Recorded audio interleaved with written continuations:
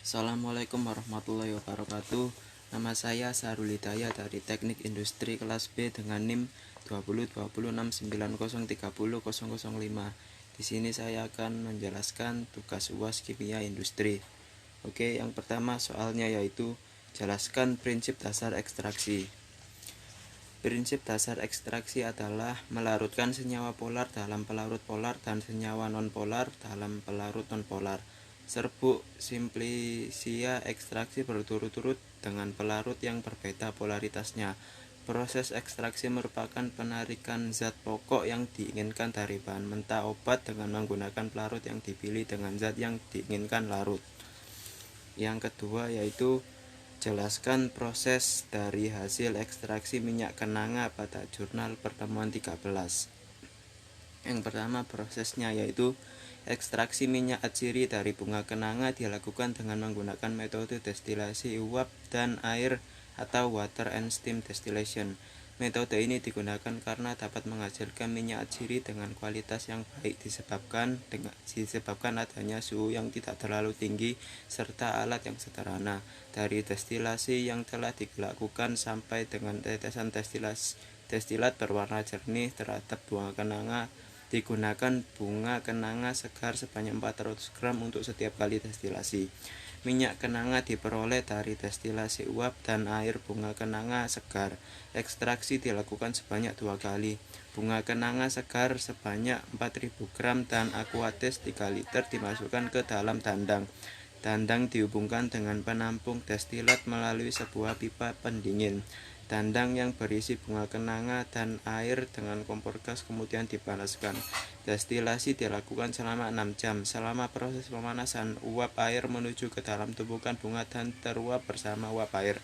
Setelah pengembunan, minyak kenanga akan membentuk lapisan dan selanjutnya dipisahkan dengan corong pisah. Minyak yang diperoleh ditambahkan Na2SO4 anhidrat untuk menghilangkan kadar airnya. Minyak yang sudah bebas air kemudian dianalisis dengan kromatografi, gas spektroskopi massa dan spektrofotometer inframerah. Selanjutnya lotion dibuat dengan mencampurkan dua fase, yaitu fase minyak terdiri dari asam stearat,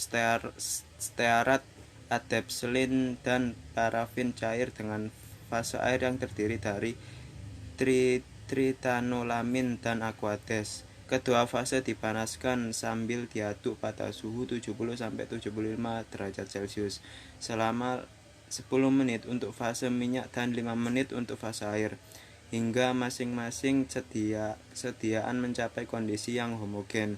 Setelah masing-masing sediaan tercampur, fase air dimasukkan ke dalam fase minyak dan diaduk sampai campuran tersebut homogen. Kemudian didinginkan sampai mencapai suhu 35 derajat Celcius. Setelah itu metil paraben dan minyak kenanga dicampurkan ke dalam sediaan campuran lalu dilakukan pengadukan hingga homogen. Lotion yang terbentuk kemudian dianalisis derajat keasamannya, organoleptik, tita mikroba, daya repelen dan homogenitasnya. Selanjutnya yaitu hasilnya. Minyak kenanga yang diperoleh dari hasil destilasi uap dan air memiliki kualitas yang baik. Hal ini ditunjukkan dari uji karakterisasi sifat fisik minyak sudah memenuhi standar nasional Indonesia. Pengaplikasian minyak kenanga dalam sediaan lotion dapat dilakukan secara langsung pada saat pembuatan lotion. Setelah fase air dan fase minyak dicampur secara homogen, maka zat aktif minyak kenanga dapat ditambahkan. Lotion minyak kenanga dapat digunakan sebagai repelen atau penolak serangga, namun belum efektif. Hal ini dikarenakan nilai daya repelen pada rata-rata 6 jam masih kurang dari 90%. Walaupun pada formula lotion kelima daya tahan repelen pada jam pertama sebesar 90,58%. Namun pada jam berikutnya masih mengalami penurunan. Selanjutnya yaitu nomor ketiga, yaitu soalnya jeruk pada jelaskan proses dan hasil ekstraksi minyak atsiri pada kulit jeruk pada jurnal pertemuan 12. Prosesnya yang pertama yaitu penelitiannya ini bertujuan untuk mengekstraksi minyak atsiri dari limbah kulit jeruk. Selanjutnya, minyak atsiri yang diperoleh akan digunakan untuk tambahan pada pembuatan sabun. Pada pembuatan sabun, minyak atsiri berfungsi sebagai pemberi aroma sehingga diharapkan sabun yang dihasilkan lebih disukai. Proses penelitian sebagai berikut. Yang pertama, kulit jeruk sejumlah 300 gram yang sudah bersih dipotong-potong kecil, kemudian dihancurkan dengan blender. Kedua, ditambahkan etanol teknis dengan variasi sebanyak 300, 350, 400, 450, dan 500 ml ke dalam piala gelas.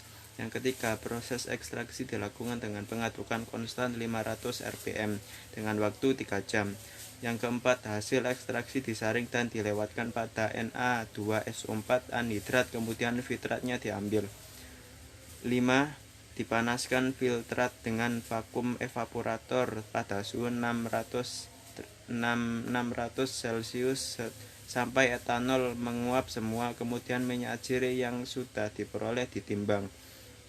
Yang terakhir, minyak atsiri yang didapat ditambahkan pada saat pembuatan sabun.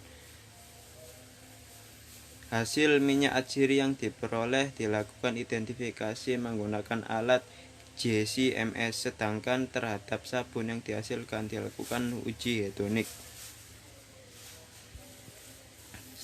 Hasil 1. Identifikasi minyak atsiri. Identifikasi minyak atsiri yang dihasilkan dilakukan menggunakan JCMS, yaitu menunjukkan adanya kandungan senyawa limonen dalam minyak atsiri yang didapat. 2. Pengaruh jumlah pelarut terhadap bobot minyak. Kenaikan bobot minyak atsiri pada jumlah pelarut 350 ml sebesar 1,5643 gram. Pada 400 ml sebesar 1,9824 gram. Pada 450 ml sebesar 2,229 gram. Dari data tersebut, kondisi optimum terjadi pada jumlah pelarut 500 ml. Semua percobaan dilakukan dengan menggunakan sampel kulit jeruk sebanyak 300 gram dan lama waktu pengadukan selama 3 jam dengan putaran 500 rpm. 3. Uji hedonik tekstur sabun. Jumlah molekul pelarut yang semakin besar akan mengakibatkan jumlah molekul minyak yang terlarut juga semakin besar.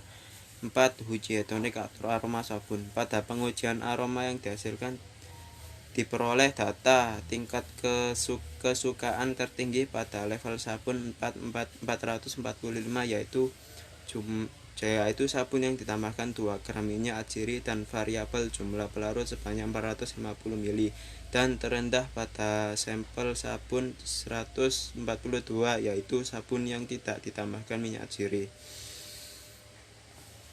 Soal yang keempat yaitu jelaskan apa pentingnya pengolahan air limbah industri dan bagaimana dampaknya terhadap lingkungan. Pentingnya pengolahan limbah. Pengolahan limbah sangat penting dilakukan sebelum dibuang ke lingkungan karena limbah adalah hasil dari suatu produksi industri yang tidak mempunyai nilai ekonomi, yang mengandung bahan pencemaran yang bersifat deterjen bahaya atau B3. Sebagai limbah, kehadirannya sangat mengkhawatirkan karena bahan bahaya dan beracun banyak digunakan sebagai bahan baku industri maupun sebagai penolong. Sifat kimia dan fisik dari limbah seperti mudah terbakar, toksik, korosif, dan nilainya sebagainya, maka sebelum dibuang maka harus diolah agar kandungan yang terdapat pada limbah tersebut dapat diturunkan atau dinetralkan kandungannya dengan berbagai proses pengolahan limbah sampai layak sesuai standar SNI untuk dibuang ke lingkungan. Limbah industri dibedakan menjadi 3, yaitu limbah cair, limbah padat, dan limbah gas, yang dimana dalam pengolahannya berbeda-beda.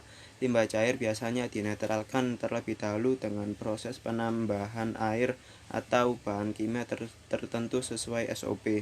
Sedangkan untuk limbah padat biasanya dengan cara ditimbun atau dibakar dengan cara khusus agar tidak mencemari udara di lingkungan, serta limbah gas dengan cara proses penetralan atau proses penyaringan dengan proses absorpsi atau penyerapan ion zat cair, di mana limbah gas yang akan dibuang di udara dilewatkan ke dalam semburan air, yang di mana air semburan tersebut akan mengikat kandungan gas-gas logam dan ion-ion beracun agar tidak mencemari udara di lingkungan sekitar. Pengolahan limbah terhadap lingkungan. Dengan pengolahan limbah akan memberikan efek yang sangat besar dalam menjaga kelestarian alam agar tetap terjaga.